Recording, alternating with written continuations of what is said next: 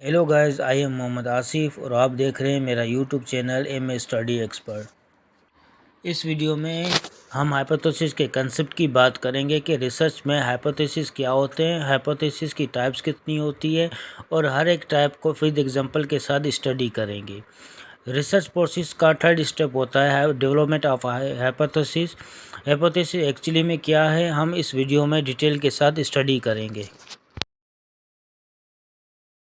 What is hypothesis? Hypothesis testable statement होती है, ऐसी स्टेटमेंट जिनको रिसर्च में टेस्ट किया जाता है। तो जब हम हाइपोथेसिस को टेस्ट करते हैं तो इसी के बेस पे या तो हाइपोथेसिस एक्सेप्ट होते हैं या हाइपोथेसिस रिजेक्ट होते हैं। तो हाइपोथेसिस और अजम्पशन में फ़र्क होता है। जो हाइपोथेसिस होते हैं उनको हम टेस्ट करते हैं, लेकिन जो अजम्पशन होती है उनको हम टेस्ट नहीं करते। तो अजम्पशन को हम ट्रू मान लेते हैं, इसलिए हम अजम्पशन को टेस्ट नहीं करते, लेकिन हाइपोथेसिस को टेस्ट किया जाता है और इसी के बेस पे एक्सेप्ट या रिजेक्ट करते हैं। और अजम्पशन को हमेशा एक्सेप्ट करते हैं। हाइपोथेसिस हमारे रिसर्च क्वेश्चन का पॉसिबल आंसर होते हैं। एक रिसर्च में हाइपोथेसिस मल्टीपल भी हो सकते हैं। तो रिसर्च में हाइपोथेसिस मुख्तलिफ वेरिएबल के दरमियान रिलेशनशिप को इस्टेब्लिश करते हैं। फॉर एग्ज़ाम्पल हमारे पास रिसर्च में इंडिपेंडेंट वेरिएबल होता है और डिपेंडेंट वेरिएबल होता है। तो हाइपोथेसिस इंडिपेंडेंट और डिपेंडेंट वेरिएबल के दरमियान रिलेशनशिप को इस्टेब्लिश करता है। अब हम हाइपोथेसिस की एक एग्जांपल को स्टडी करते हैं। Increasing Apple consumption will result in decrease frequency of doctor visits. अब ये एक हमारा हाइपोथेसिस है, ये एक ऐसा टेस्टेबल स्टेटमेंट है, इसको हम रिसर्च में टेस्ट करेंगे। ये स्टेटमेंट ये कहती है कि अगर आप एप्पल की कंजप्शन को डिक्रीज़ करेंगे तो आप हेल्थी रहेंगे, इसी की वजह से आपको डॉक्टर के पास कम जाना पड़ेगा। तो रिसर्च में जब हम हाइपोथेसिस टेस्ट करेंगे तो फिर हम इस स्टेटमेंट को भी टेस्ट करेंगे कि ये स्टेटमेंट ट्रू है या फॉल्स है। तो हाइपोथेसिस ऐसी टेस्टेबल स्टेटमेंट होती है जिनको हम रिसर्च में टेस्ट करते हैं और रिसर्च के रिजल्ट के बेस पर हम उनको प्रूव करते हैं या डिसप्रूव करते हैं। हाइपोथेसिस की 6 मुख्तलिफ टाइप्स होती है। Number 1 simple hypothesis, complex hypothesis, null hypothesis, alternative hypothesis, directional hypothesis, non directional hypothesis. अब हम इन टाइप्स को वन बाय वन स्टडी करेंगे विद एग्जांपल के साथ। हाइपोथेसिस की फर्स्ट टाइप होती है सिंपल हाइपोथेसिस। सिंपल हाइपोथेसिस ऐसा हाइपोथेसिस होता है जिसमें एक इंडिपेंडेंट वेरिएबल होता है और एक डिपेंडेंट वेरिएबल होता है। इसी वजह से इसको सिंपल हाइपोथेसिस कहते हैं। इसके अंदर दो वेरिएबल इन्वॉल्व होते हैं, एक इंडिपेंडेंट और दूसरा डिपेंडेंट। इसकी एग्जांपल को स्टडी करते हैं। If you eat more vegetables you will lose weight faster. अब ये एक ऐसा हाइपोथेसिस है जिसके अंदर एक इंडिपेंडेंट और एक डिपेंडेंट वेरिएबल है। यहाँ पर वेजिटेबल इंडिपेंडेंट है और वेट डिपेंडेंट वेरिएबल है। तो ऐसा हाइपोथेसिस जिसमें एक इंडिपेंडेंट हो और एक डिपेंडेंट वेरिएबल होता है, इसको सिंपल हाइपोथेसिस कहते हैं। अगला टाइप है कॉम्प्लेक्स हाइपोथेसिस। कॉम्प्लेक्स हाइपोथेसिस एक ऐसा हाइपोथेसिस होता है जिसमें दो या दो से ज़्यादा इंडिपेंडेंट वेरिएबल होते हैं और दो या दो से ज़्यादा डिपेंडेंट वेरिएबल होते हैं। ऐसे हाइपोथेसिस को हम कॉम्प्लेक्स हाइपोथेसिस कहते हैं। अब हम इसकी एग्जांपल को स्टडी करेंगे। Eating more vegetable and fruits and exercise daily lead to weight loss, glowing skin and minimize risk of heart attack.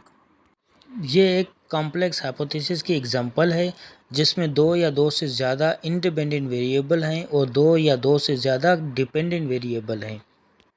अभी यहाँ पर eating vegetable, fruits, daily exercise, ये वेरिएबल इंडिपेंडेंट है कि अगर आप ज़्यादा से ज़्यादा वेजिटेबल लेंगे, फ्रूट्स लेंगे और रोज़ाना एक्सरसाइज करेंगे तो इससे क्या होगा, आपका वेट लॉस होगा, स्किन ग्लोइंग होगी और हार्ट अटैक के चांस बहुत कम होंगे।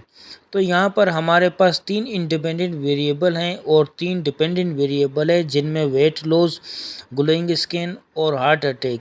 तो ऐसा हाइपोथेसिस जिसमें दो या दो से ज़्यादा डिपेंडेंट वेरिएबल होते हैं और दो या दो से ज़्यादा इंडिपेंडेंट वेरिएबल हों, ऐसे हाइपोथेसिस को हम कॉम्प्लेक्स हाइपोथेसिस कहते हैं।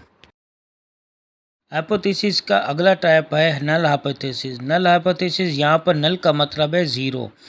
नल हाइपोथेसिस ऐसा हाइपोथेसिस होता है जो ये शो करता है कि दो वेरिएबल के दरमियान कोई भी रिलेशनशिप एग्जिस्ट नहीं करता। It state that there is no relationship between the two variable under research. कि ऐसा हाइपोथेसिस जो ये शो करता है कि दो वेरिएबल जो कि अंडर रिसर्च है, इनके दरमियान कोई रिलेशनशिप एग्जिस्ट नहीं करता। तो नल का मतलब है ज़ीरो। तो इसी का मतलब है अगर हम एक वेरिएबल को चेंज करेंगे तो उसके क्रॉसपोंडिंग दूसरे वेरिएबल के अंदर चेंज नहीं होगा। मतलब अगर हम इंडिपेंडेंट वेरिएबल को चेंज करें तो उसके क्रॉसपोंडिंग डिपेंडेंट वेरिएबल में कोई चेंज नहीं आएगी, क्योंकि इनके दरमियान एसोसिएशन नहीं है, इनके दरमियान कोई भी रिलेशनशिप एग्जिस्ट नहीं करता। अगर हम एक को चेंज करें तो दूसरे में चेंजिंग नहीं आती, इसलिए इसको नल हाइपोथेसिस कहते हैं। अब हम नल हाइपोथेसिस की एग्जांपल को स्टडी करेंगे। For example, there is no relationship between sugar intake and obesity. यह हाइपोथेसिस ये कहता है कि शुगर इंटेक और ओबेसिटी का आपस में कोई रिलेशन नहीं है। अगर आपकी शुगर इंटेक ज़्यादा है या कम है तो इसका वेट के ऊपर कोई इफ़ेक्ट नहीं है। ऐसा हाइपोथेसिस कहलाता है नल हाइपोथेसिस। हाइपोथेसिस का नेक्स्ट टाइप होता है अल्टरनेटिव हाइपोथेसिस। ये वो हाइपोथेसिस होता है जो कि ये शो करता है दो वेरिएबल के दरमियान कोई ना कोई रिलेशनशिप एग्जिस्ट करता है। अगर हम एक वेरिएबल में चेंज करेंगे तो उसके क्रॉसपोंडिंग दूसरे वेरिएबल में चेंजिंग आएगी। अगर हम इंडिपेंडेंट वेरिएबल को मैनिपुलेट करेंगे तो उसके क्रॉसपोंडिंग डिपेंडेंट वेरिएबल में भी चेंजिंग आएगी, क्योंकि दोनों वेरिएबल के दरमियान कोई ना कोई रिलेशनशिप एग्जिस्ट करता है। तो ऐसे हाइपोथेसिस को हम अल्टरनेटिव हाइपोथेसिस कहते हैं और इसको HA और H1 से डिनोट करते हैं। अब हम अल्टरनेटिव हाइपोथेसिस के एग्जांपल को स्टडी करेंगे। For example, there is a strong relationship between sugar intake and obesity. Hypothesis के इस एग्जांपल के अंदर शुगर इंटेक और ओबेसिटी के दरमियान स्ट्रॉन्ग रिलेशनशिप है। तो अल्टरनेटिव हाइपोथेसिस दो वेरिएबल के दरमियान रिलेशनशिप को शो करता है कि अगर हम एक वेरिएबल को चेंज करते हैं तो उसके क्रॉसपोंडिंग दूसरे वेरिएबल में भी चेंज आएगा। नेक्स्ट टाइप है डायरेक्शनल हाइपोथेसिस। ये वो हाइपोथेसिस होता है जो डिपेंडेंट वेरिएबल और इंडिपेंडेंट वेरिएबल के दरमियान रिलेशनशिप की डायरेक्शन को शो करता है। कि अगर हम इंडिपेंडेंट वेरिएबल में चेंज करेंगे तो उसके क्रॉसपोंडिंग डिपेंडेंट वेरिएबल में कैसे चेंज आएगी।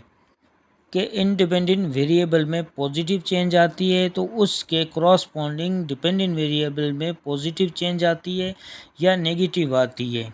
डायरेक्शनल हाइपोथेसिस इस चेंज की डायरेक्शन को प्रिडिक्ट करता है कि चेंज की डायरेक्शन क्या होगी, पॉजिटिव होगी या नेगेटिव होगी और चेंज कितनी आएगी। तो ऐसा जो हाइपोथेसिस होता है वो कहलाता है डायरेक्शनल हाइपोथेसिस। अब हम डायरेक्शनल हाइपोथेसिस की एग्जांपल को स्टडी करेंगे। For example, there is a strong positive relationship between sugar intake and obesity. अब यहाँ पर वर्ड आ गया है स्ट्रॉन्ग पॉजिटिव रिलेशनशिप का।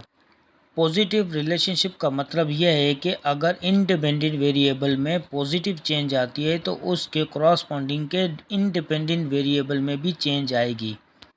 फॉर एग्जांपल, अगर आपकी शुगर इंटेक ज़्यादा हो गई है तो वेट गेन भी ज़्यादा होगा, और अगर आपकी शुगर इंटेक कम हो गई है तो आपका वेट गेन भी कम होगा। तो डायरेक्शनल हाइपोथेसिस इंडिपेंडेंट और डिपेंडेंट वेरिएबल के दरमियान रिलेशनशिप की डायरेक्शन को शो करता है। लास्ट और आखिरी टाइप्स है नॉन डायरेक्शनल हाइपोथेसिस। ये इंडिपेंडेंट के डिपेंडेंट के ऊपर इफ़ेक्ट तो शो करता है लेकिन डायरेक्शन को शो नहीं करता। ये इंडिपेंडेंट का डिपेंडेंट के ऊपर इफ़ेक्ट तो है लेकिन वो किस डायरेक्शन पे है ये शो नहीं करता, इसलिए इसे नॉन डायरेक्शनल हाइपोथेसिस कहते हैं। इसकी एग्जांपल को अब स्टडी करेंगे। For example, sugar intake effect human health. ये हाइपोथेसिस ये कहता है कि शुगर इंटेक ह्यूमन हेल्थ के ऊपर इफ़ेक्ट होते हैं। कौन से इफ़ेक्ट होते हैं, पॉजिटिव होते हैं या नेगेटिव होते हैं, या कम होते हैं या ज़्यादा होते हैं, यह हाइपोथेसिस शो नहीं करता, इसलिए इसे नॉन डायरेक्शनल हाइपोथेसिस कहते हैं। I hope you understand my point. Please subscribe my YouTube channel.